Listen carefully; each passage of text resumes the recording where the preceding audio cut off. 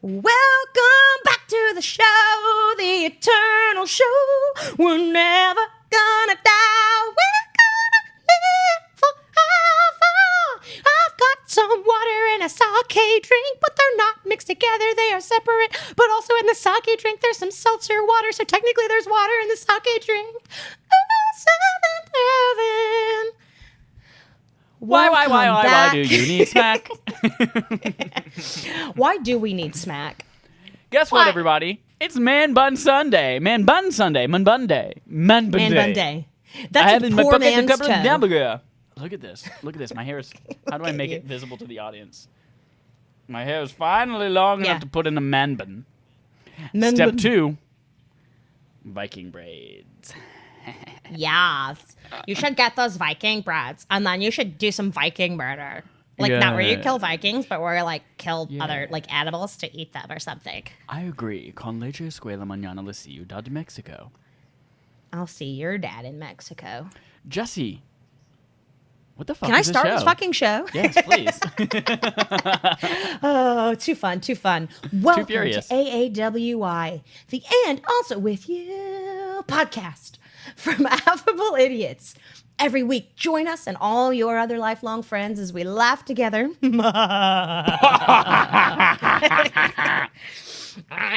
Share secrets sometimes, and by that I mean every time that I'm in the shower, I get my hair from my head into my butt crack. Sometimes, don't tell anybody. If I'm on the toilet in a public place and I need wet wipes because my butthole's feeling extra sensitive, I'll spit on the toilet paper. Ow. I mean, whatever. Spit. It's your own spit. It's my own spit, and there's poop down there anyway. What's worse, spit on top of poop or just extra poop in your butt crack? Sometimes The problem is I was spoiled, and I got too used to wet wipes from my previous roommate. And so now I'm in public restrooms, and I'm like, I need a wet wipe. I've got a spoiled butthole now, and it won't accept anything else. Dry toilet paper, it's like butthole. I do. I get a bougie butthole. Pepe. Pee-pee sow? No. Toy Pepe. Oh, so we've laughed, we've shared secrets, and next we're going to strengthen our friendships on this off-color Mr. Rogers-esque show, Muscles. Look at this mosquito bite on my bicep. Really? Dang, man. Yeah. Dang, brah. I got another mosquito bite right next to my belly button, but I'm still numb on my belly, so I don't even feel it. It's not even itchy at all. Oh, that's the tits. Yeah, I'm just going to let a bunch of mosquitoes suck on my belly. Yeah, you should totally do that. Feed the mosquitoes, save the world. Right? Isn't that how that works? Save the mosquitoes, save the world? Yeah. That's the line. Save the cheerleader. Save the mosquitoes. Foundation. Save the cheerleader, save the mosquitoes. Maybe it's Maybelline. Maybe she's born with it. I'm one of your hosts, Jesse Neal, and with me here, I've got Chad Michael Innes. Hello. That's what it would look like if I had no teeth. Hello. What is that? This is your mouth with no teeth or tongue. It's a ball gag. This is the like the little bit of sandpaper that you put on the bottom of a pet egg. Yes, cuz. Some adhesive on the back. There you go. Yes, I like it. Your face, just scrape up and down your foot. You could, you could totally like just sand your face off. Mm-hmm. Just like Nicolas Cage in the movie "Sand Your Face Off." Not to be confused with the sequel where Sandra Bullock is in Face Off. Oofa doofa. And so it's the two of us and all you other lifelong friends listening and watching across the world. I'm so happy to be here with all of you. And also with you. Mike, I'm going to start today by asking you a question, and you damn well better answer honestly, or what if else I'll kill you. If Michael ends up dead, it wasn't me. How long has it been since you got your haircut? Ooh, what do you qualify as haircut? Like, since the part that you can now put in a bun was cut. I mean, because clearly you've done the sides, right? Yes, the sides most recently was Morgan cut them a little less than 2 weeks ago. Nice, nice. What I really want to know is the up top part that's superbly long. Thank you, thank you. The up top part, it's definitely before my surgery, which was February 13th, 2020. Nice. Usually, I only get my hair cut in Seattle. The last time I was in Seattle was November of 2019. However, I do remember going to a Great Clips in San Francisco one time. It had to be like the beginning of February, or it was the beginning of February, because I knew that I was going to be basically on bed rest for 6 weeks, and I was like, I want to get a haircut before that happens. So it has been almost 7 Monaten, which is German for months. Interesting. So 7 Monaten. 7 Monaten. Wow. Yeah. I haven't had my haircut since July of 2019. Here's the question. You mentioned that sometimes when you shower, your hair goes into your butt crack. Do you rewash your hair after it's been in your butt crack? No, I just throw that hair away. Because like hair comes out and goes down into my butt. Like my hair that's connected to my head isn't long enough to reach my butt crack. Okay. I see what you thought. Yes. No, like, when you're shedding. Throw that hair away. Gotcha, you're shedding. Like oh god, I have to get my hair and wash it, and then do like a Helga Pataki character, make a thing of Arnold of my own hair.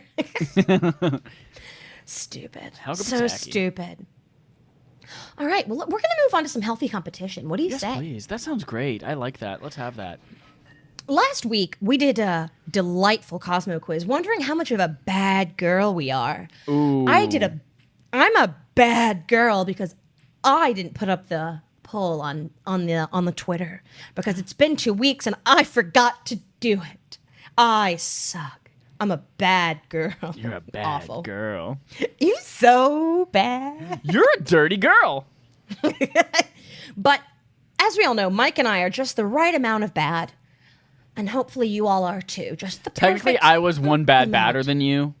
You were one bad batter. So I was more better in the bad. You were right smack bad in the middle. Yeah, and I was one bad away from being too bad. Yeah.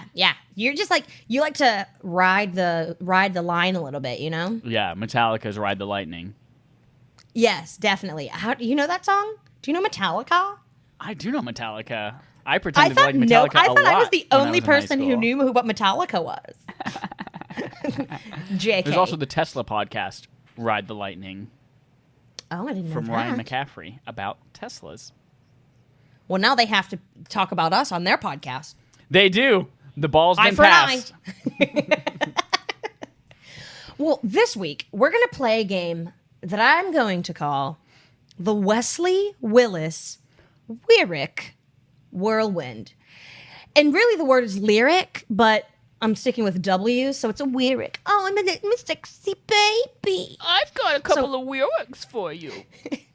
Wesley Willis was a Chicago treasure. Prove it. Who wrote a lot of crazy songs. He has died. So he is no longer with us, but I'm going to play you a snippet. Coronavirus? No, he's been dead for a while. I don't know how he died, actually. Okay. Let's see.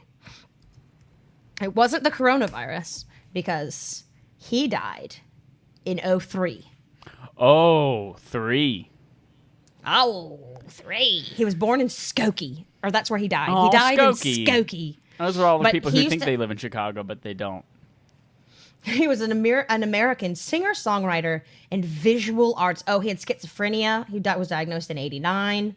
He's let's see. Yeah. Just wait until you hear some of his stuff. He's a Chicago gem, and he used to hang out at this bar called Quenchers. It's like this is where he always hung out. That bar is no longer around. It's gone the way of the dinosaur. I think it went the way of the dinosaur before that because it was, in all honesty, really stinky in there. Have you been into there? I mean? I have been to Quenchers once or twice back when, like, at the early days of when you and I first moved in together. I was like hanging out with Kaylee or something, and we went in there. But when I hear Quenchers, I think of clenchers, like somebody who's trying to clench their butt cheeks together. Clench to off stop a poop from off, yeah. To stop the poop. Well, I'm going to play you a snippet of this song by Wesley Willis called Rock and Roll McDonald's. Okay. I'm going to play you the first minute. I'm going to fast forward 40 seconds because it's just instrumental and we don't, whatever. Right. And then I'm going to play you the end of it because it's important that you just get a sense of it. Are you ready? I'm spaghetti. Can you hear this? I can. McDonald's is a place to rock. It is a restaurant where they buy food to eat. It is a good place to listen to the music. People flock here to get down to the rock music. Rock and roll McDonald's. Rock and roll McDonald's. It's good, right? This is awesome. McDonald's will make you fat. They serve Big Macs. They serve quarter pounders. They will put pounds on you. Rock and roll McDonald's. Rock and roll McDonald's. Rock and roll McDonald's. I feel like I've heard a homeless person singing this on the street downtown. You might have. Oh, all right. So now I'm going to fast forward because we're just in the instrumental. Okay.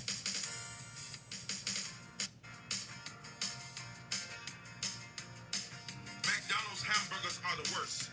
They are worse than Burger King. A Big Mac has 26 grams of fat. A quarter pounder has 28 grams of fat. Rock and roll. But then every song he ends like this. Rock and roll McDonald's. Rock and roll McDonald's. Rock over London. Rock on Chicago. Wheaties. Breakfast of champions. So he ends With every Wheaties song. Breakfast of Champions. Yep. He ends every song saying rock over London, rock on Chicago, and then some random slogan from a company. That song just happens to be Wheaties Breakfast of Champions. What a treasure. So for this, I know, he's great. Was this man indeed homeless? I don't think so. Okay. I don't think he was. I don't think so. I mean, Is Rock and Roll No. McDonald's a reference to like the McDonald's the downtown? Rock and Roll McDonald. Yep. Yep. Kanan I Cox, don't think my he best was- friend, once ate like $35 worth of McDonald's food there in one sitting. Probably faster than I Wild. finished my regular person-sized meal. Oh, Kanan. Oh, he was nicknamed the Daddy of Rock and Roll. I'm just looking at his Wikipedia now. Daddy's a gross So good. word. No, I don't think he was homeless. I mean, he had a pretty prominent career. I mean, he has at least like 200 songs. It's insane how many albums this guy Oh has. my God. 200 songs. It's Is he crazy. on Apple Music? I don't know. He might be. Haven't even looked. But What's his name for again? this Willy game- Wonka McDonald's? Wesley Willis. Wesley Willis. But if he is there, don't look at his song. Maybe I should look. He is there. There's also Wesley He Willis is? in the Drag News, whatever that is. I wonder what that is. Ooh, that could be a new fun. Okay, I Wesley didn't look at any Willis. of the titles of the songs. Okay, good. So, and the Drag News, Never Kill an Ape. Oh my gosh, well, I'm going to have to check this out. Oh, this is in Spanish? No, this is in Puerto Rican? Not Puerto Rican, Brazilian? Portuguese? That's wild. That's the one. Thank you. I couldn't find it. You're welcome. Yes. So, we've got 8 rounds here. Rounds 1, let's see, let me make sure I have it down right. Rounds 1, 2, 3, 4, 5, everybody. 5, and 6 are finish the verse, and it's going to be an ABC. Okay. And then round 7 is which of these songs isn't actually a title, a song Okay. title of his. Okay. And round number 8, the last one, is which of these did he not use as a slogan. Okay. And so I know you don't know Wesley Willis, so you might not do well, which is cool. This is just more for the purposes of laughing at some of his wild lyrics. Yes. Sound Laughing good? with him in peace. Oh, yeah, obviously. Obviously. Okay. So, round number 1. From his world-renowned song, I Whipped Spider-Man's Ass. You ready? I'm spaghetti. I'm Olive Garden in a pandemic. Spaghetti to go. Spaghetti to go. All right. Spider-Man thought he was bad. He was screwing my date up. He was bothering my girlfriend. A. He tried to cut her out of $70. B. He tried to steal her socks. Or C. He tried to educate her in the science of string theory. I feel like if C is too clever, I think it's got to be A. He tried to cut her out of $70. And I feel like he won't explain what the $70 is about at all. Like I'm just gonna say this and move on, and no one's gonna ever talk about it again. Final answer? Final answer. You got it. Yeah. It was. He tried to cut her out of $70. So that's 1 point for you out of 8. I'm really proud of you. That's great. All right. Round number 2. From his famous song, Suck a Caribou's Ass. Okay. All right. So here we go. Suck a bull moose's ass. Suck a zebra's dick. Suck a giraffe's cock. Suck a racehorse's dick. A. Suck Frankenstein's cock, shithead. B. Suck a werewolf's ass, fucking jerk. Or C. Suck a bedsheet ghost's vagina, you clown. Can I hear number 1 and number 2 again? Absolutely. Suck Frankenstein's cock, shithead. Suck a werewolf's ass, fucking jerk. I'm going to go with B because it's still an animal. And I think there was an animalistic trend to the first 4. Ooh. So I'm going to say B. Suck a werewolf's ass, fucking jerk. Fucking jerk. Perfect. That is correct. That's 2 points for you now. Look at you. I know. You're 2 for 2. I am Tim Gunn. Ooh. All right. This is one of my favorites. From his song, Stabbing Westward, about the band Stabbing Westward, which I didn't know was a band. The show was a rock and roll blast. A lot of people met the rock band. The jam was a kick-ass jam session. But as of right now, A. Stuart Zuckman owes Tammy Smith $250. B. Jim Sellers is in jail for narcotics. Or C. I am getting my master's in contemporary South Asian arts. Oh, gosh. I don't want to say A because we've already had one about owing someone money. Have we? But, cut her out of $70. Tried to cut her out of $70, yeah.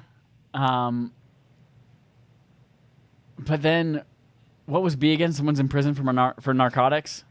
Jim Sellers is in jail for narcotics. Oh, gosh. Or getting your master's in something arts? Contemporary South Asian arts. Oh, gosh. I feel like there are... So C, I think, has too many descriptors, too many adjectives. So I'm gonna say it's not C. Now I'm between, like, just... Is he a person who talks about owing money a lot? Or is he a person... I feel like being in jail for narcotics is too simple for him. It's not enough of a out-of-nowhere non sequitur. I'm going to go with A. I'm going to say he has an obsession with owing people money. Final answer. Chad, Michael Ennis, you are correct. You're 3 for 3. Jane Parmesan! It's Jane. Okay, this is round 4 from his famous song, The Chicken Cow. Are you ready? Spaghetti. The beast killed as many as 100,000 people. Its wings can flap like a bird. It can break a glass. It will interrupt church mass. That was A. Sorry, I forgot to say A. It will interrupt church mass. B. It can also stab you in the ass. Or C. It can co-executive produce the revival of Will and Grace. Oh, gosh. Part of me wants to lean towards C because I feel like it doesn't rhyme, which I feel like would be a good pattern of Willy Wonka. For him, yeah. Can you read me A again? It will interrupt church mass. And then can you read me B again? It can also stab you in the ass. And then C one more time. It can co-executive produce the revival of Will and Grace.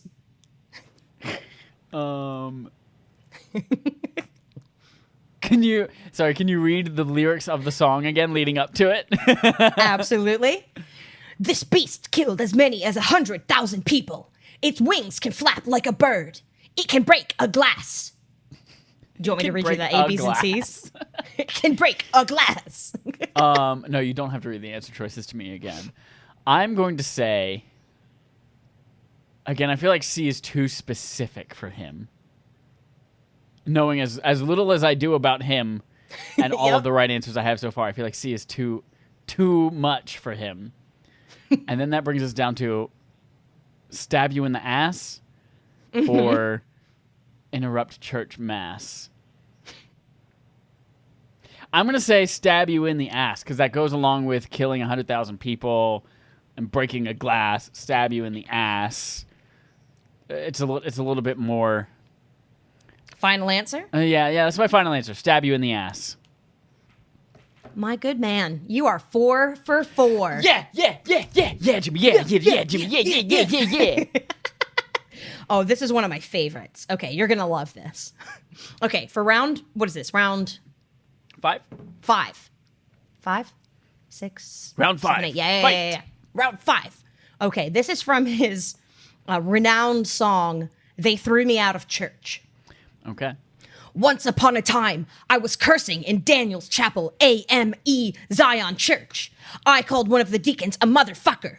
Reverend Henry E. Miller preached about my vulgar language. He told the congregation in the sanctuary that I got a nasty, filthy mouth. They threw me out of church. They threw me out of church. They threw me out of church. They threw me out of church. He always does that 4 times. Okay. And then, for the second time, I told the preacher to fuck off. I also told Reverend Henry E. Miller, A, to suck a male camel's dick. B, I hope he chokes on a tampon. Or C, the Reverend Jesse Jackson is better.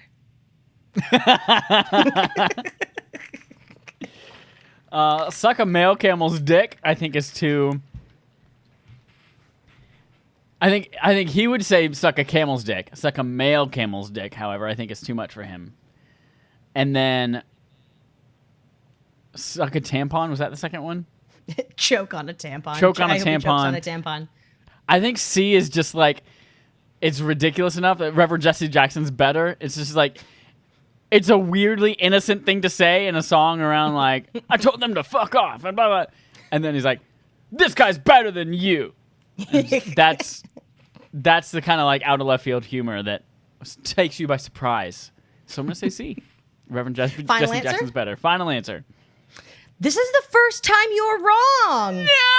No! He did indeed say to suck a male camel's dick. Oh. That hurts. I know. It really threw you. Really That throws hurts. you. It hurts. You couldn't see my peace sign, but I gave you a peace sign. Such I a saw good the P. lyric. You saw the piece? The P? You saw the P? Yeah, it's a Okay. P sign. I feel like I'm going to burp.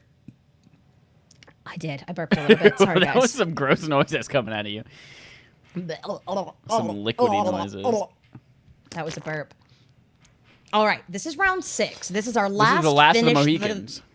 The last of the Mohicans. It's the last finish the lyric. Okay. All right, okay. are you ready? Ready, I'm not spaghetti. going to give you the song title for this one because the song title is what he says. Like, is the lyric you have to finish. So we'll tell you after. Okay. Sound good? Tim Gunn. All right. Number 1, I'm going to do this song again. Number 2, I'm going to do this song again all the way up your ass. Number 3, I'm going to fuck your ass up like in a car crash.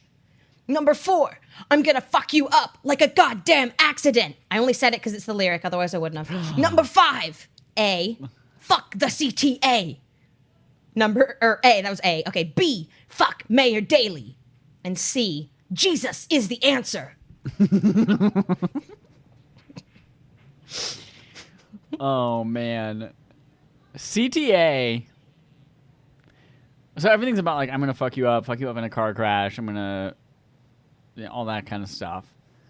And then I'm trying to figure out, is this a song where he's, like, yelling at someone on the CTA? And so in which case it would be, like, fuck the CTA is, like, the overall message.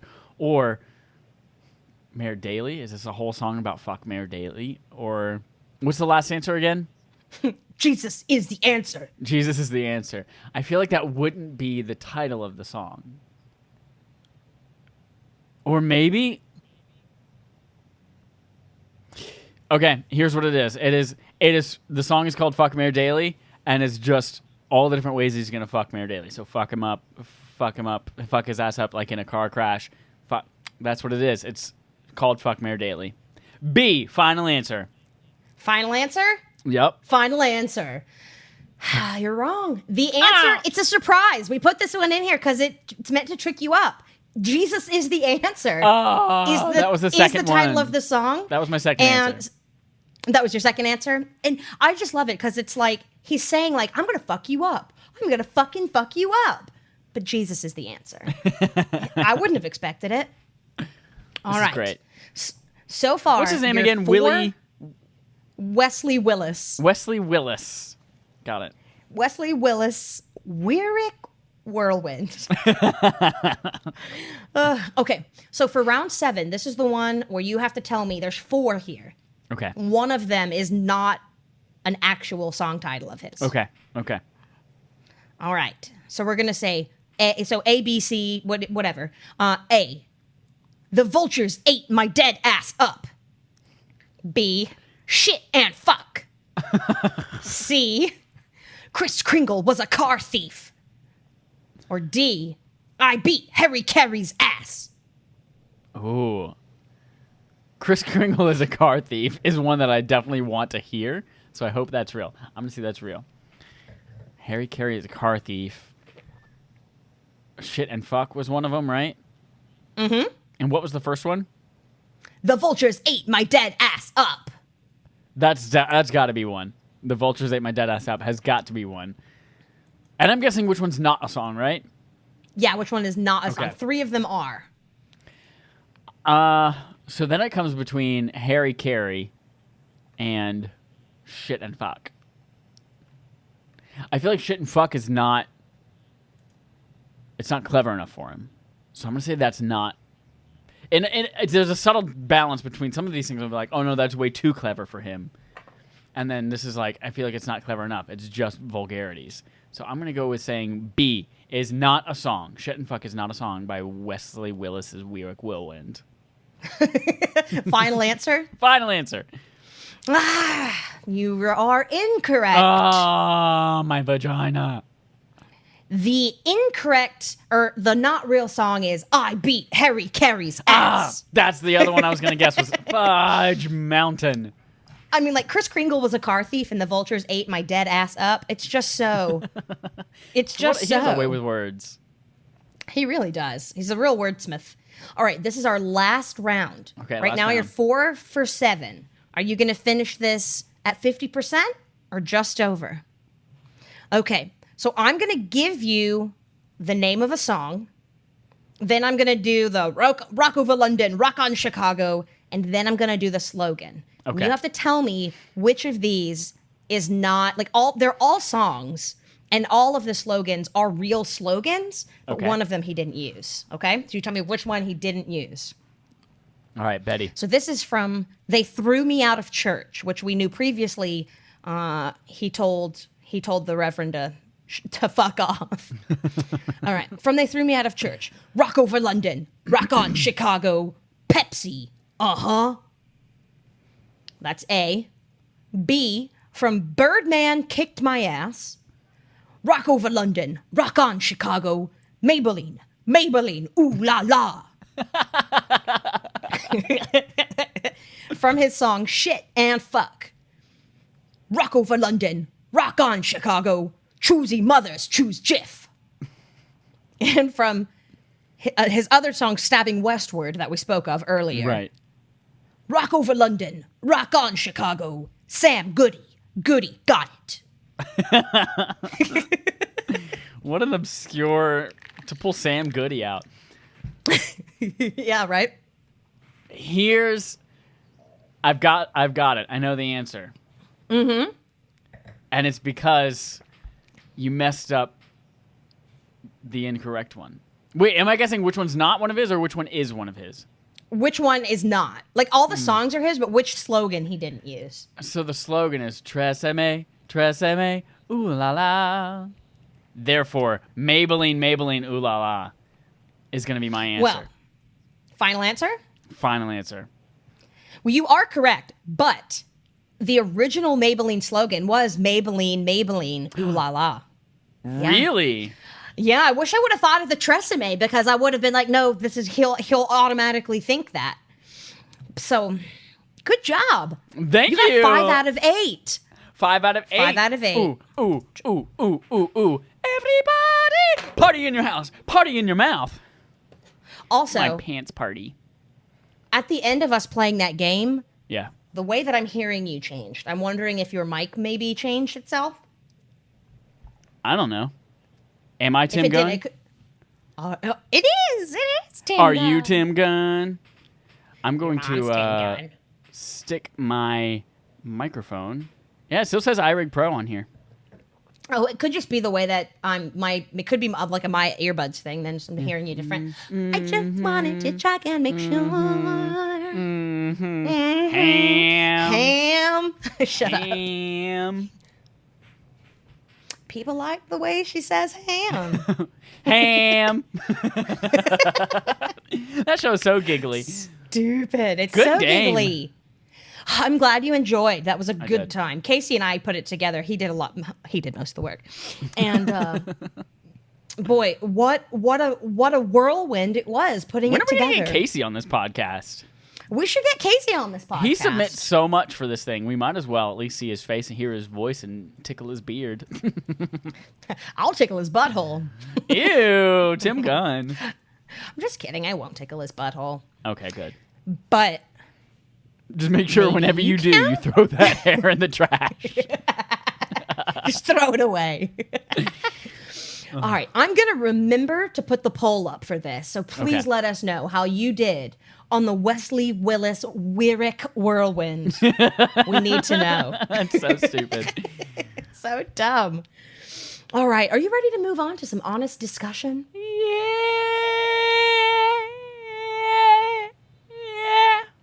Yeah, that's yeah.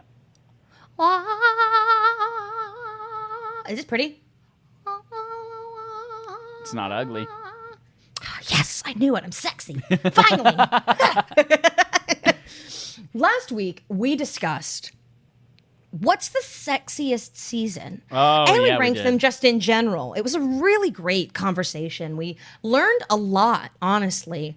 And now I know when I can feel sexiest and when I should be like, it's okay to still be sexy. Because, like, you can't really, like, once sexy's out, you can't, you can take the girl out of the sexy, but you can't take the sexy out of the girl. It's true. So, so basically just be sexy all the time unless it's, what did we say? Spring? I forgot which one was the least sexy. The least sexy. I think I it forgot was- what we I think said it was the least spring. sexy. I think it was spring. It was either spring or fall. It was fall, because fall was our best season, right? And then it dipped down That's to the right. lowest. Yes. So good. Obviously, the science is there and it's very memorable. I mean, it's the science. The science. This week, we're going to be talking about what Wait. motivates us. We did have one person submit Oh, yes, you did. Tell us. Oh, right. their counter ranking of the seasons. Yes, please read this for us. So we wrote the sexiest season being winter, right? It was winter, Yes. fall, summer, spring. Yeah. No, winter, spring, summer, fall. That's what it was. Yes. That's right. Space Ghost on Twitter at mattfromri says fall, winter, spring, summer. To which I followed up and asked, is that for regular ranking the seasons or is that for the sexiest seasons? And he says it's both, and then post a sexy GIF. Ooh. Fall, winter, spring, summer. He thinks summer's the least sexiest. He thinks summer's the least sexiest. I do have it on good authority that he's a sweater, though. He's not like I also like have a it on British good authority because jumper, but he's a person who sweats. Well, he told us when he was on our podcast that he constantly, what does he put? Like paper towel, like a towel. Oh, that's right. He puts a towel in the back of him as he sits in the car. Yep. Oh, Matt, I'm so sorry. That your ranking makes sense as a sweater. Like it does. I totally get it. You know what? And I can't fault you. I can't fault you for your beliefs and opinions so far as they're, about seasons.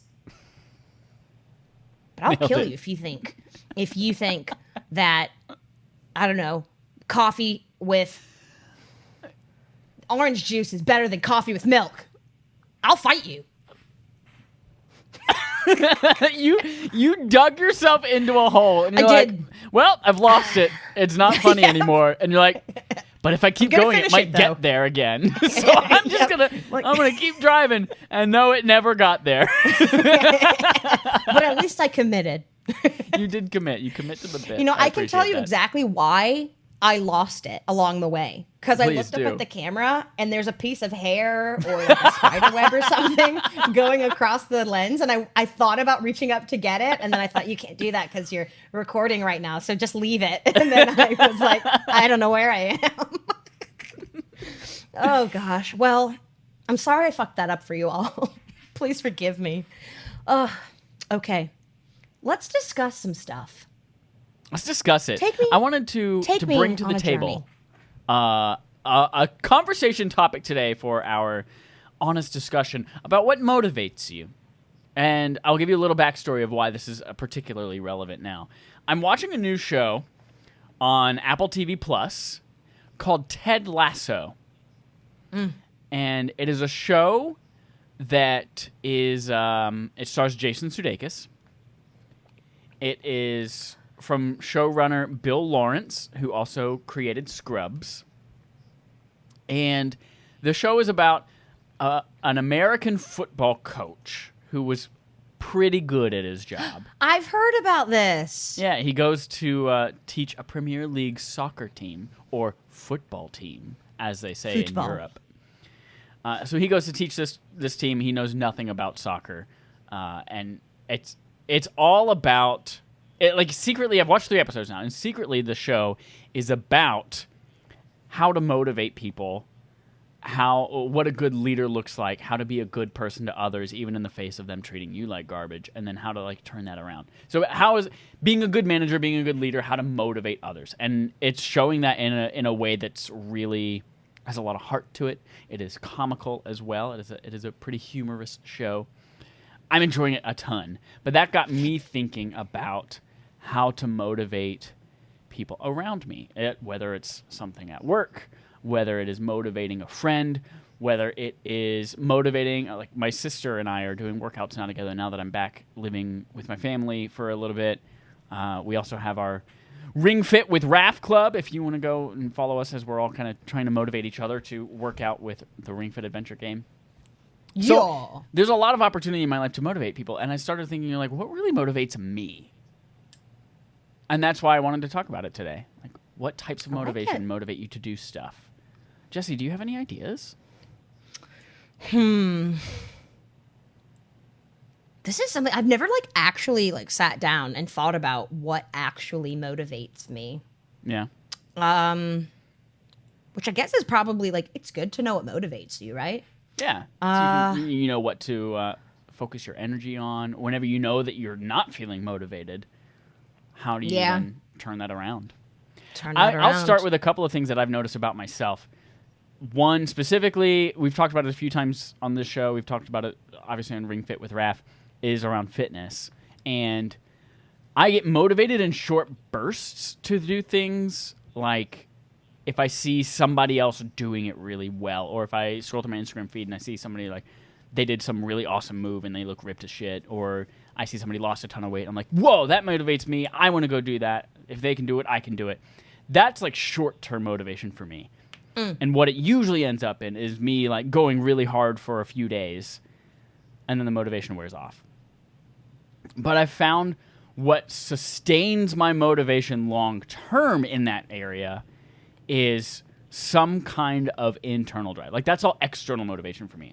I see something and I'm like, I want that, and and it externally motivates me. But then the biggest turnaround for me was internal motivation, which started as me starting fitness from thinking, okay, I want to be cast as a certain type of role in theater, so I need to look like that type of role. I need to look like the leading man. I need to look like if I want to be cast as a pitcher in a baseball team, then I need to look like a pitcher on a baseball team.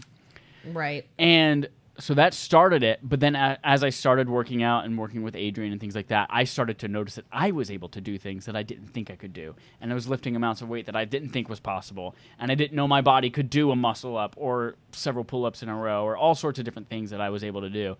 And that made me want to, like, I'm doing things that are surprising me. I wonder what else I could do. I can't wait till I can do a handstand walk for 50 feet. I can't wait till I can do blah, blah, blah, blah, blah. And seeing my own progress, seeing how it affected my body, like physically, as well as my mental stability, like recognizing that in myself. That's what caused the long-term shift for me. It wasn't, I want an external thing to happen. It was internally, I'm inspired by my own progress, and I want to keep that going.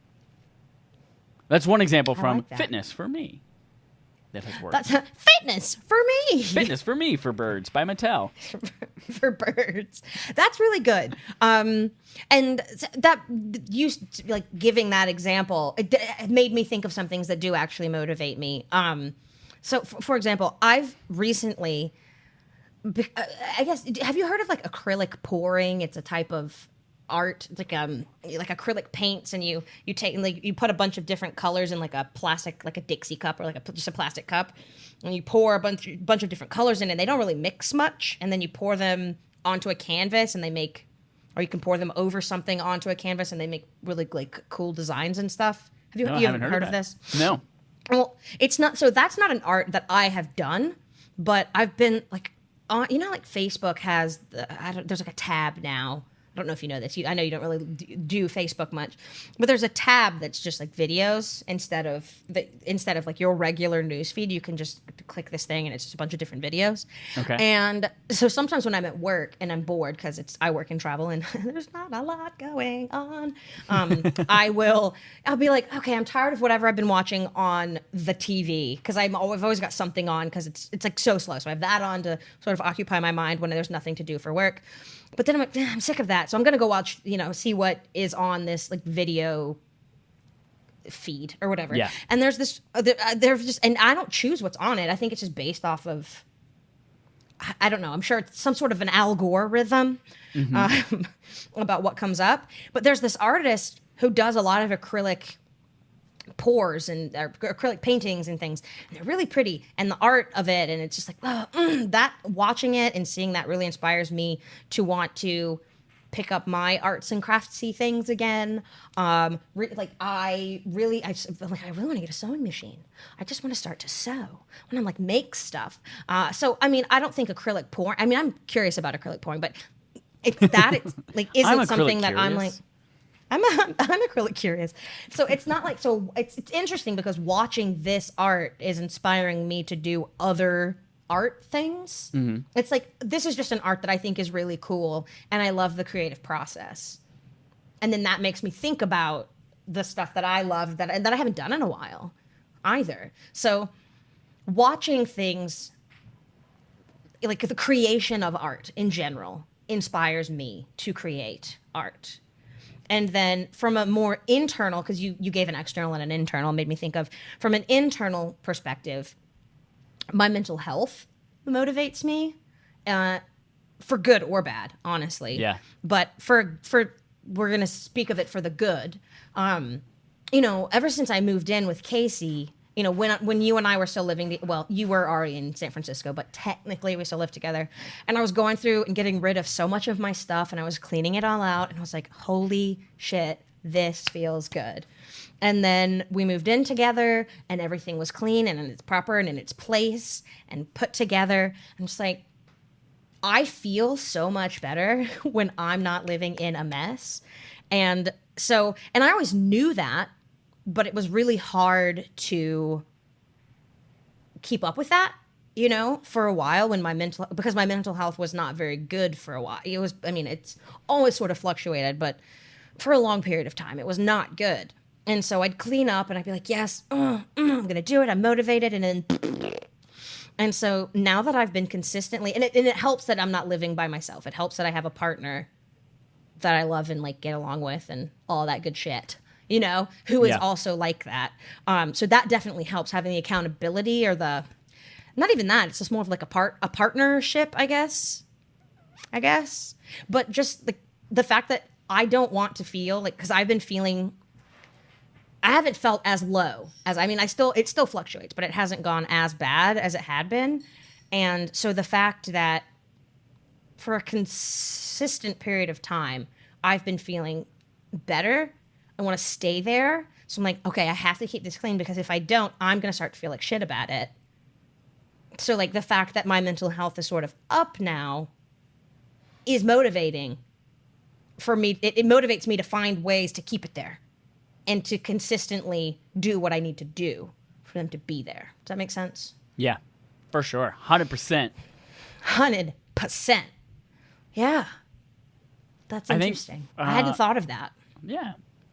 I think for me, another thing that motivates me is seeing progress. Which kind of goes a little bit of hand in hand with what I mentioned in the fitness thing earlier, like being able to see, oh my God, I can do 10 more pounds on my squat than I was able to do before, that kind of thing, seeing like visible progress or progress in numbers. But I think this also carries over to two areas. For video games, it carries over to video games that I enjoy versus ones I don't. When there's clear progress that I'm making and I feel like I'm making a difference and I'm getting stronger or more powerful, or I'm checking things off of a map, like that to me makes me feel really like I'm motivated to continue because I'm getting closer. So then there are some games where like I don't know how familiar you are with but The Witcher 3 is a game. I mean, I know the television show. Yeah, so the television show, and they're all based on the same property, but The Witcher 3 is a game that's like, oh my God, it's huge open world, and there's so many things for you to do, and there are side quests everywhere, and while you're running from one thing to another, you might come across 12 different people who need other shit done.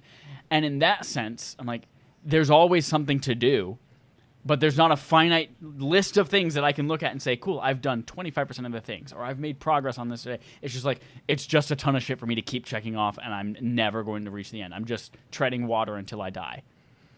So that totally demotivates me when it comes to video games, is if there are too many things to do and I feel like I'm not making enough progress.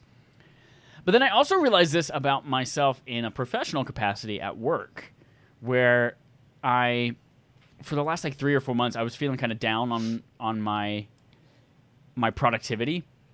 And part of it I attributed to COVID and us working from home, and we knew that it was going to be like, you're not going to be as productive from home as we were from the office. Things are harder. Everyone's on WebEx doing stupid video calls. But so I had started to attribute some of it to that. But then I recognized that I was doing like 8 or 9 projects at once.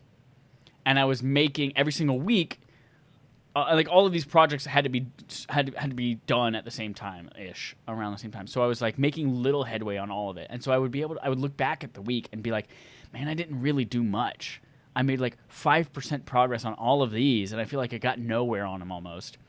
Versus if I were working on 1 or 2 things and I was able to finish one or get it halfway done and make significant progress on a couple of things, and at the end of the week look back and be like, cool, I did a good chunk of work on this, and this is now in a new place. It's completely, it's ready for editing. It's ready for someone else to take eyes on it. It's ready to put on its feet and practice it. Like, that's the kind of the productivity and progress that motivates me to keep going.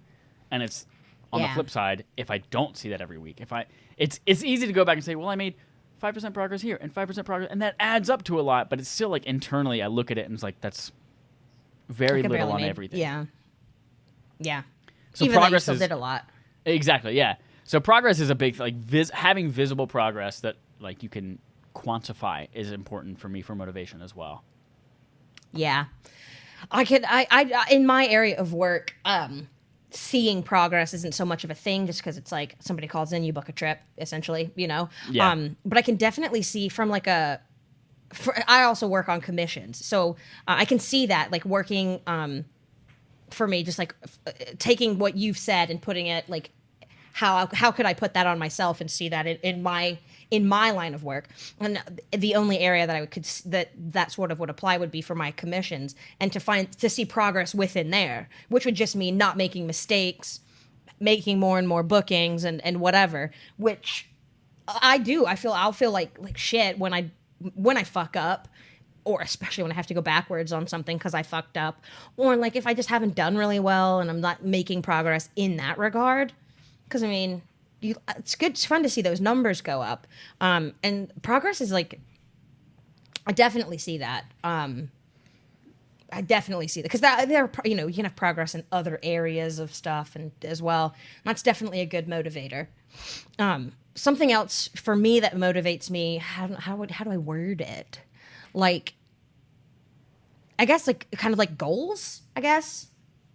Because Casey and I are talking about, before too much longer, moving somewhere, buying a house. Yeah. I'm thinking about maybe I want to go and get my master's degree, things like that. And so you set the goals, and then there's the planning for the goals, and then the achieving of them. And so for me, one of the main things just right now because of COVID that I'm concerned about is like the financials of it, because my hours have been cut. I'm not making the commissions that I was. So that's something that I'm thinking of, which leads me to want to look into other areas of work. So it's weird because like the goal is motivating because I want to get there and find any way that I can to make it happen successfully and with relative ease. Obviously there's going to be difficulties, but without like really having a hard time with it. And in having that motivation and that drive and that goal, it motivates me for other areas as well. As far as, is this the job do I want to start looking for another job? And that's going to motivate me to put in the work and the effort to actually look for one, because that in itself is a job of its own. So like definitely goal setting, like when there's something that you really want, or that's that's not an immediate thing, just setting a goal and working to get there. And then when you get there, that feels whatever, like, because I've set goals for myself in the past and then achieved them, and when you achieve them, it's like, oh hell yes, this feels good, let me set another goal for something. And then you can just keep, on whatever it is, you can keep bettering yourself, bettering your circumstances, making yourself happier or making people happier, things like that, which I love. That's such a good feeling, and it motivates you to keep doing it, or me at least. And then another, just to bring a little levity, something that motivates me as well is my dog's good behavior, and finding, and in doing that, it motivates me to find any way I can to get her to be good. So like recently we just bought essentially it's a bed in a bag for her crate. It's from BarkBox, and they're not expensive as the human bed in a bags, because those can be quite expensive. But because we want her to spend more time in her crate, because that's where she can be. It's dark, and she can she's very easily overstimulated, and that's when she can get really shitty. So we want her to learn, like, it's okay, you can go in there and you can nap. And she went in there and took a nap the other day, and I was like, finally. And so we're like always buying these like toys to try and like to use to play with her, to sort of wear her out so that she can be a little bit more chill. She's also young, but I mean, in any way that we can get her to be good. And like with her mouthiness, she's come so far, and we've been muzzle training her where like on walks she wears a muzzle, and then when she eats she wears a muzzle, because it creates mental stimulation. So I'm just like, all right, cool. Yes. How else can we get this dog better? And yesterday, she jumped up on the couch with me, which she's not really allowed to do. And she mouthed at my arm. And she did it relatively hard. Not as hard as she had in the past, like something to cause bruises. I'm not bruised or anything. Mm-hmm. But she did it. And I said, so I had to look at her. She's sleeping. I said, no, stop. And I said it quiet because she's asleep and I don't want her to hear me and get up. And then she just looked up at me really sad, like, oh shit, I fucked up.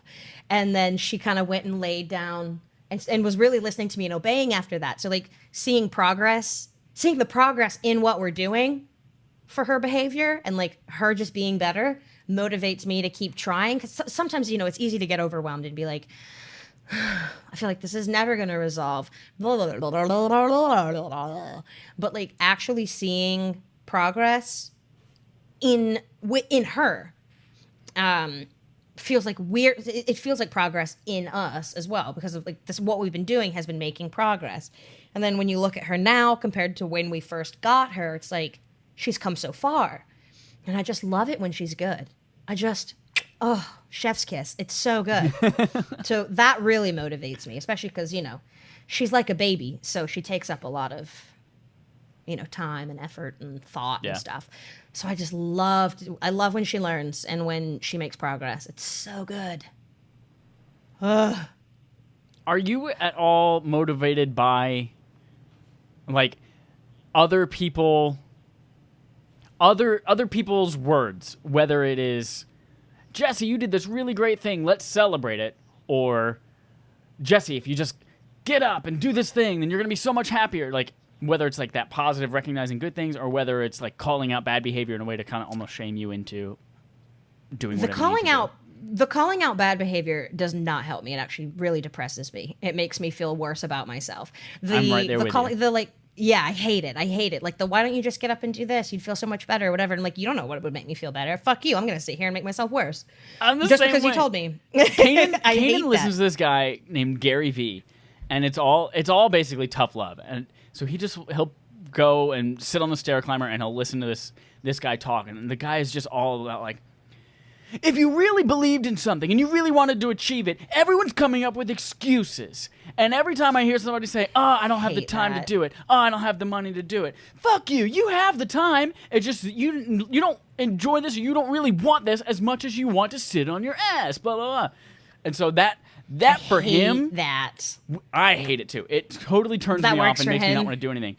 But when he hears stuff like that, he's like, you're fucking right. Mark Wahlberg's not sitting on his ass right now. Chris Hemsworth's not sitting on his ass. I'm going to fucking go and destroy the world. And he does it. And he's great. And it really, I can see it. So our country's situation is his fault. Destroy the world. He's going to destroy the world. JK. Yes. But for me, like you, it does the opposite. It completely. It's like, so stop fucking yelling at me. I'm not going to do anything you told me just because you're a bad person. Because you're a fucking asshole. I'm not going to listen to you. Yeah, exactly. No, if the calling out the good stuff and wanting to celebrate it and build that up, that is helpful for me, because that is like, that makes me feel good. Like the recognition of it, like knowing that other people see whatever my successes or things are, like even at work, when people are like, oh my gosh, Jesse, thank you so much for this, you did such a good job on this, or like I've really been paying attention and I've noticed all these different things that you've done. That motivates me to want to keep doing them and to do better and to do more, either at work or in any type of a situation. It just baffles me how the calling out and basically telling you you're garbage motivates people. I don't get it, which is fine. It's fine, because obviously I'm not going to, and it works for some people. Like I mean, look at Kanan. He's a successful man, and he also in his fitness goals has come a long way. So like, and I'm sure in other things, there's just the two big ones that I know about, not knowing him incredibly well. It works for people, but man, boy howdy. I will be like, I will sit on my own ass to spite you. Yes. And it's not going to happen. But talking about that reminded me that finding groups of like-minded people really motivates me. Because, I'm always talking about that podcast, The Guilty Feminist. Yeah. That motivates me in so many ways. And I don't even hang out. These aren't people that I hang out with. It's like a podcast, and it's it has a huge following, but just listening to that and hearing what they have to say. And they have, and it's all feminism, but through specific lenses. Like, the one episode was about like refugees and the refugee crisis. And this is generally through Europe, because the hosts are in London. So it's not like the refugee crisis in America. It's more like it's through the lens of London England and the UK as well. But it's like that. And through like injustice or like Black Lives Matter. They had an episode on Black Lives Matter because, you know, it's really important. It's like what's really going on right now, the movement. And it's just like having, and they have all these special people. And there's one about self-care. And they had a bunch of some yogis on and a couple of other people, and they were all talking about it. And now, because they were talking about it, and the host is really into yoga as well, they're like, it's COVID. Do you guys want to do like a virtual yoga with this yogi? And like you can do it wherever. We'll just set it up for a time. You know, it'll be like, if you want to pay, you can pay. You like pay what you want, whatever. Or it'll be like $5, whatever. But so like now, I can get on. I've never done yoga. I'm like, hell, I kind of want to do this. So I can sign up for this, and it'll just be virtual with this community of people that are like-minded and have the same beliefs and values that I have. Trying this new thing. I'll be brand new at it. Other people will be really experienced and advanced. It's just really cool, just to have like-minded, and it's not just feminism. It's like-minded groups with anything. Like I've got my improv friends. I've got my work friends and all sorts of things. Just like having a group of people that are like-minded and can build each other up it's really motivating. It's super motivating. I think I don't know if it's because of my own mental health, and how I struggle, a lot, but I think like-minded people really motivate me. Like seeing it in other people. I agree with you. And I'm going to take it one step further and say like-minded people who are better than me motivate me. Like if I feel like I'm the smartest person in the room, then I'm not going to try that hard. If I feel like I go into the gym and I'm in a CrossFit class and I'm the best person in the class, like that's not motivating to me.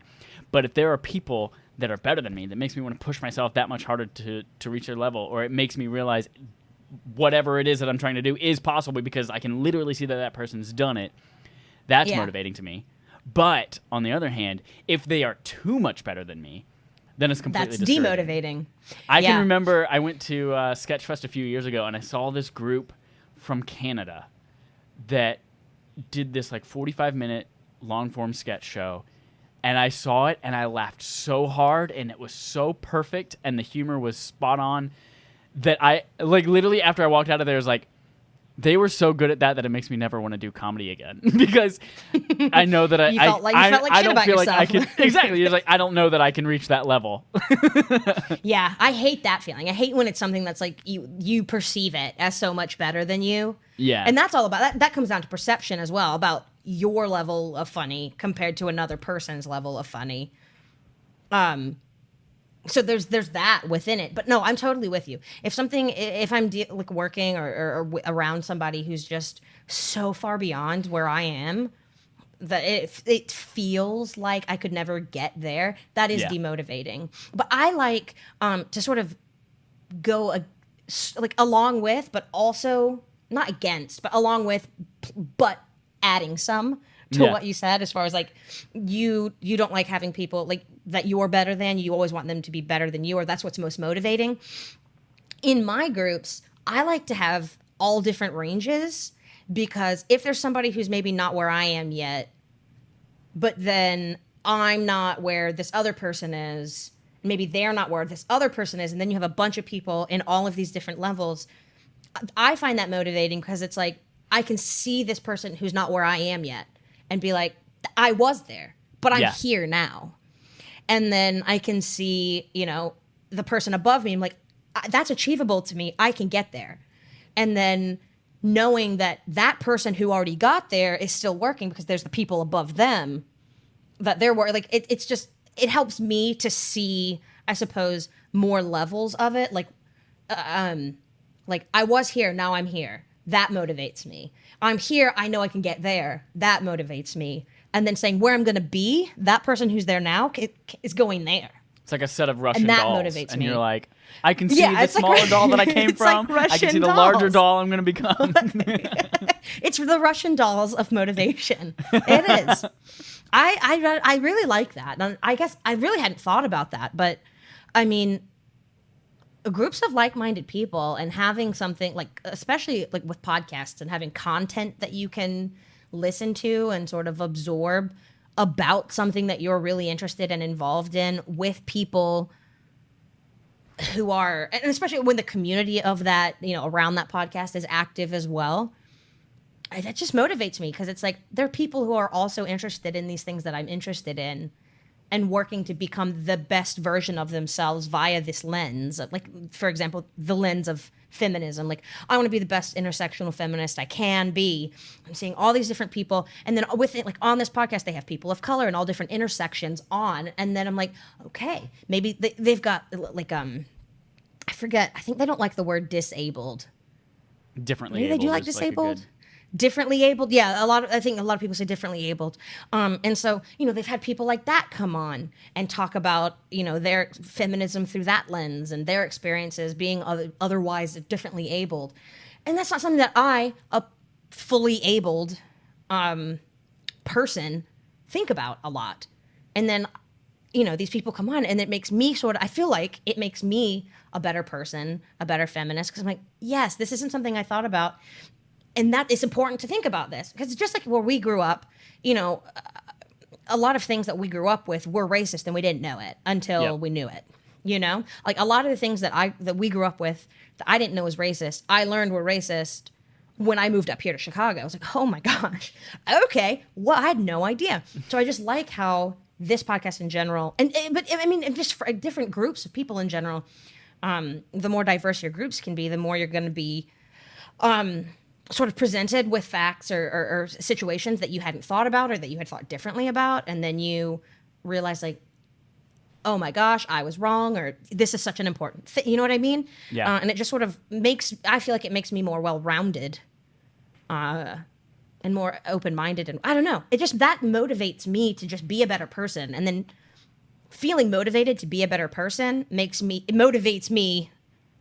So being motivated to be a better person motivates me to do more things. Does that make sense? To take action, yeah. It's like it's a different set of Russian dolls of motivation. So far we have at least 2 sets of Russian dolls of motivation. Like the feeling motivated to be a better person motivates me to take action in other areas of my life, be it, in the arts, keeping my stuff in order and together. All sorts of things. I'm glad we had this conversation. This is stuff I hadn't really thought about because I just have never really thought about what motivates me. Yeah, I guess it's just always I'm kind glad of we been had there, it too. It's a conversation that I think when you think about to yourself what motivates you, and you recognize, and you can look back on things that you've done, and you can say, why did I stop doing that, or why did this fail, or why did I feel discouraged here, and you can think, well, I know that I'm motivated by X, Y, and Z. How can I work that into trying it again and making sure that it's successful next time? And like I mentioned with my work and the multiple projects I was working on, that then because I was able to take a look back on that and recognize, oh, it's because I'm not making progress on anything. I was then able to have a conversation with my manager, and he was like, all right, well, let's figure out what can we put on pause. What can we just not do anymore? And then how do we get you focusing on a couple of things so you feel like you're making progress and that you're feeling motivated and kind of reinvigorated. So being able to see that, recognize why you're not motivated, and know what then to turn on or to do differently to motivate yourself, I think is super important. Yeah, and it's also good, especially in just in your work situation, that that when you have the motivation, you have a manager who is is a good manager. When you have the ability to go to somebody to help you with the changes that you're looking to make, it's good. It's good to have good leaders. And it's essentially where this all sort of started. Having a good leader can be so motivating. 100%. I feel motivated to do this, and then having the support is just, I love it. Chef's kiss. I love it. Chef's kiss. Chef's kiss. Good convo. Good convo. Shall I go ahead what do we call this thing? Conversation starters. Conversation starters. Just real quick, find us on YouTube, like us, subscribe. We need you. Get at us on Twitter. I need you more than ever. All of our things are going to be linked, I'm sure, right? Don't they Yep. always like In linked? the The description links are there. So get them, get at us. Do you remember when that was a thing? Get at me. Yep. Find us on Twitter. Tell us some jokes. I love a good joke. Oh, yes. Let me hear your best joke. I would like to hear your best joke, please. Dance, monkey dance. But for our conversation starter, this week also comes from our dear friend, the Space Ghost, a.k.a. Matt from RI. Oh, my God. And he has asked us via Twitter, he wants us to discuss a tiered ranking of the best accessories on the planet. Pizza toppings. That's fun, calling them accessories. And he also suggests that maybe we dive into the tough pineapple questions as well. Oh. I'm here to tell you, I don't mind pineapple on pizza. I am here to tell you. You do? Yeah, pineapple okay is okay. I don't like pineapple on and ham, but I don't like ham. You know, I'm not like a ham. I'll you do know, a pineapple and pepperoni. Hawaiian. Pineapple and pepperoni is great. There's a pizza that Casey and his friends always did. They call it the Trip P. I think it's pineapple, pepperoni, and peppers. Poopy. Oh. And poopy. It's good. Well, I love pepperoni. That's like my number one topping on a pizza. So here's how I think we should tackle this. Thank you, first of all, Matt, for writing this in. Yes, thank it's you, an Matt. Excellent Great conversation question. starter. I do Really enjoy a good pizza accessory talk. I feel like let's make a list of toppings, and then let's make a top 5. Let's make a top 5 Perfect. best pizza accessories. I love it. Let's do it. Okay. So May I'm I gonna open up a submit note. pepperoni?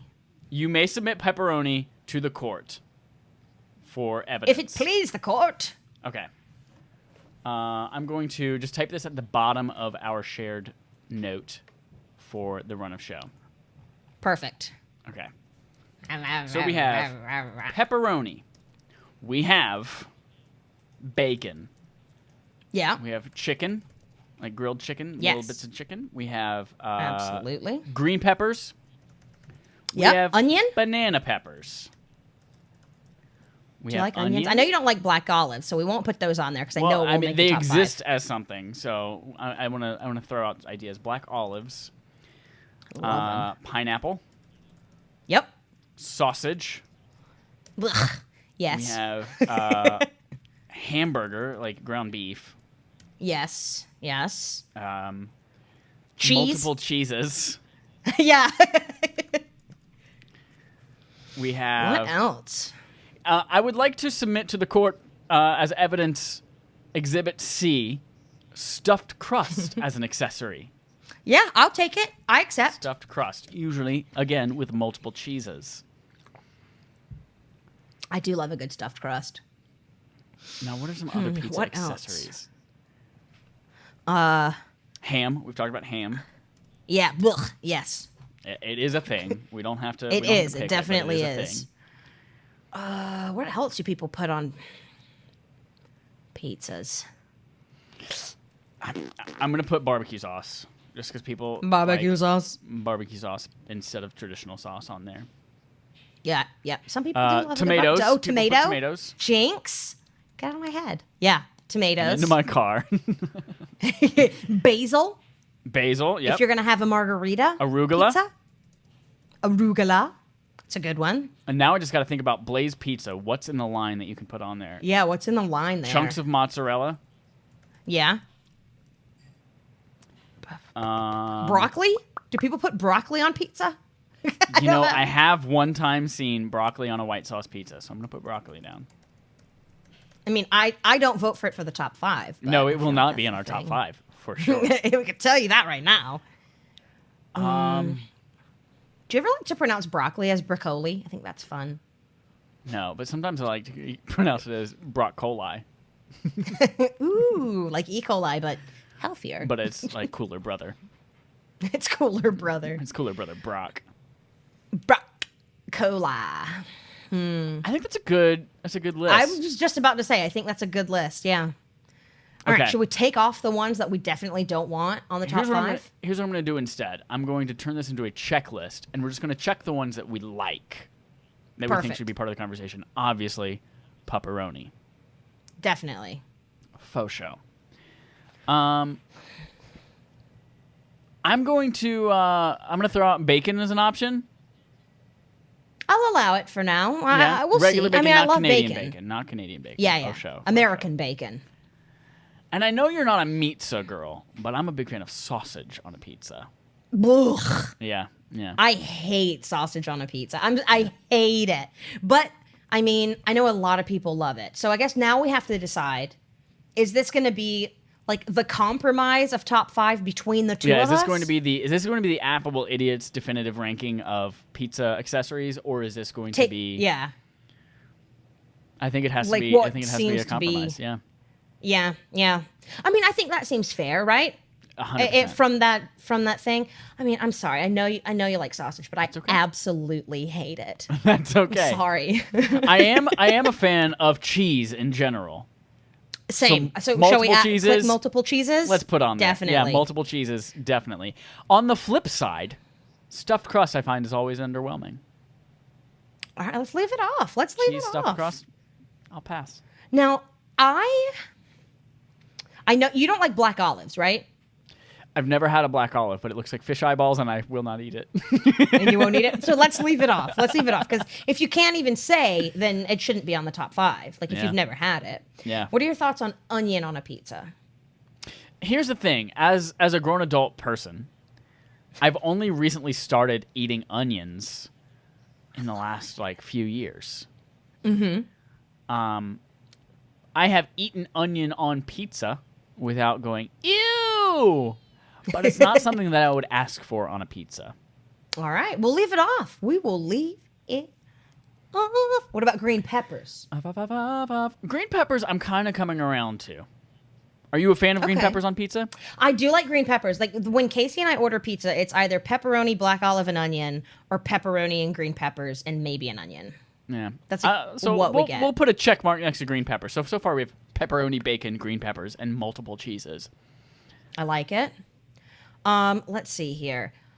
Like, if we were going to be doing a margarita pizza, I would say tomatoes, but otherwise I don't want tomato on my pizza outside of the sauce. I'm kind of with you. Yeah, if it's a margarita pizza, or if it's a specialty type of pizza.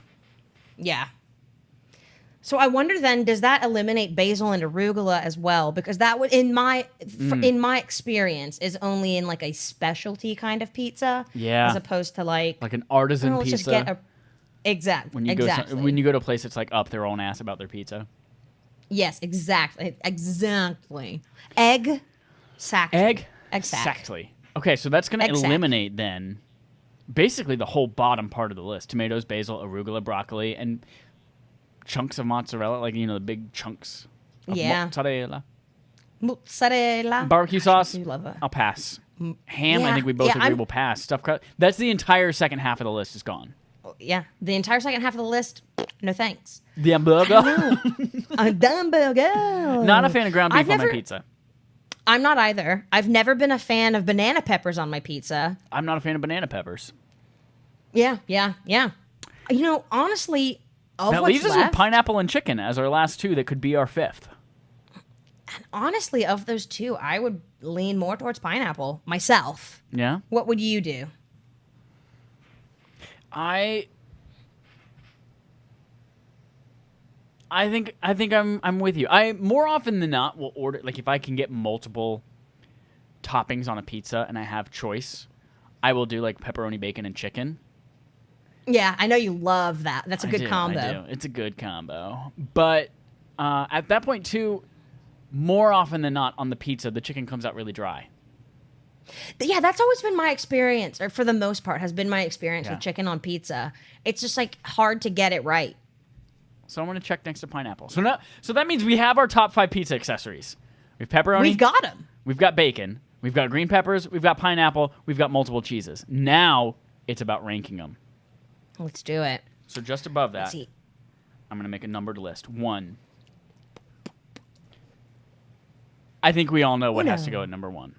I feel like it's pepperoni, right? Pepperoni. It's the best.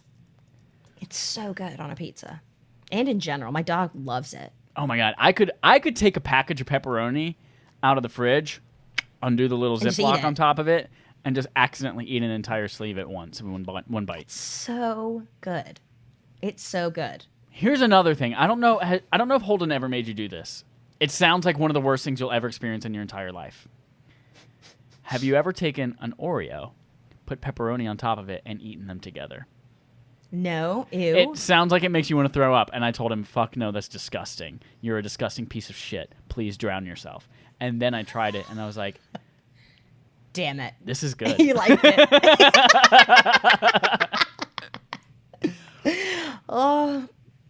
Oh, man. So pepperoni. Maybe I'll have to try it. Yeah. Perfect. All right, we'll leave that first. That leaves us with bacon, green peppers, pineapple, and multiple cheeses. I can tell you this. I'm only now becoming a grown-up and starting to put vegetables on things. And green peppers tends to go at the bottom of my list. Okay. I tend to be more of a meat person or a sweet person because I'm a child.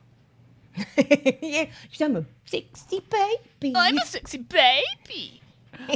Are you okay with putting green peppers at the bottom at number 5? Ooh, above pineapple. No. Green peppers would be last.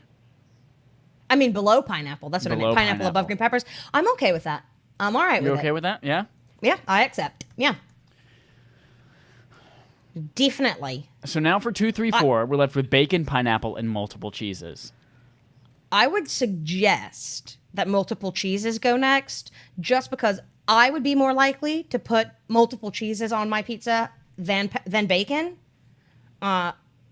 which would mean that I think bacon should go third, and pineapple We are thinking fourth. Exactly the same. Are we Exactly twins? the same. Did you Are also we come from a twins? mom? I did. You used to live inside a lady? I did used to live inside a lady. Were you born in the That's same hospital I was? You was born in the same hospital you were. Presbyterian Hospital in Charlotte, North Carolina? In Charlotte, North Carolina? Yes. I was. Multiple cheeses. Okay, so that was such an easy yet That was so important easy, yeah. ranking we did. So like-minded. Pepperoni. And it number includes 1. the tough questions of pineapple. It does. We only tackled the hard questions here. Only. Number 1, pepperoni. Number 2, multiple cheeses. Number 3, bacon. Number 4, pineapple. Number 5, green peppers. Yes. That is the Affable Idiots definitive list of pizza accessories. Thank you, Matt from Rhode Island. That was an excellent little conversation starter. Thank you for motivating us to do this. Good tie-in. So lastly, did you like my dolphin sex noise? No. I know. So lastly, we're going to finish with a parting positive thought from none other than Curtis. I don't think that's what his real first name is. Kurt Vonnegut. I don't know that Kurt is short for Curtis. We'll have to look that up. But he has once said, I tell you, we are here on earth to fart around, and don't let anybody tell you different. Amen. So, fart around. Fart around. Live your life. Crop Fart dust where you in the fart middle freely. of a Best Buy. Yes. Fart freely. Oh, man. I pee that was freely. That was just a good chit-chat, peeing freely. Yes. I pee freely. I peed also. I have a mason jar under my desk just to collect my pee-pee. I love pee-pee jars. They're so good. Stupid. All right, that brings us to the end of yet another episode. Thank you for joining us. Hugs and kisses. Hearts and sharts. Sharty farts.